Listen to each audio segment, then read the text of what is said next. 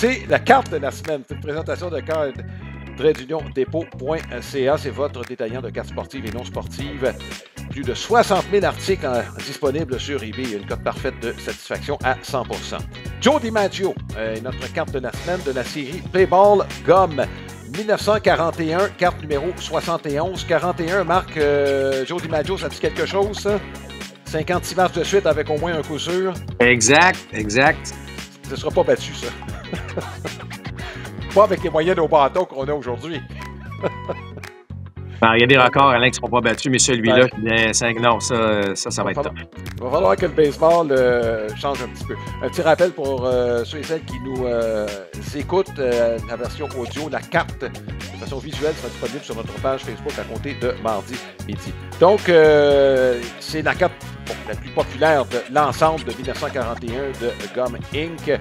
Et c'est le seul ensemble, Marc, où on retrouve les trois frères DiMaggio alors qu'ils sont actifs. Il y a Dom DiMaggio qui a eu une très belle carrière avec les Red Sox de Boston et certains prétendaient même qu'il était meilleur voltigeur que son frère. Et il y a Vince DiMaggio qui est le doyen du groupe. Et Marc, tu regardes l'ensemble de sa carrière, c'est pas spectaculaire. En fait, la seule catégorie où il a mené sa ligue souvent, c'était pour les retraits sur des prises. Il a passé sa carrière dans des cimetières de frappeurs. Ce gars-là, s'il avait été dans des stades de frappeurs, s'il avait été au Wrigley Field, je te garantis que son nombre de circuits aurait été pas mal plus élevé. Mais, écoute, Vince, comme je disais, c'est le doyen. Marc, souvent, comme c'est le cas dans plusieurs familles, pas juste au baseball, le doyen donne le ton aux autres. Tom et Joe en doivent une à leur frère Vince pour les succès qu'ils ont eus par la suite. Joe DiMaggio est au temple de la renommée. Marc, c'est par la suite, regarde, fin de carrière, il l'a choisi en 1951. Relation avec Marilyn Monroe, qui n'a jamais oublié, Marc, lorsqu'il est décédé, ses derniers mots, finalement, je vais aller rejoindre Marilyn. Ça a vraiment été ce qu'il a dit sur son lit de mort, Joe DiMaggio.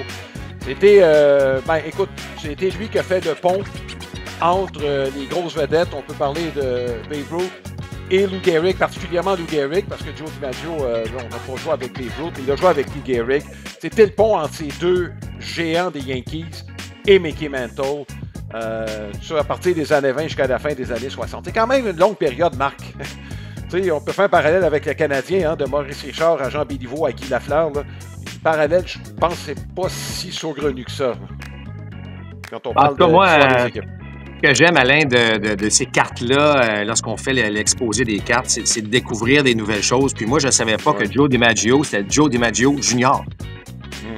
Je ne savais pas. Alors, j'apprends ça aujourd'hui, fait que je trouve ça fantastique.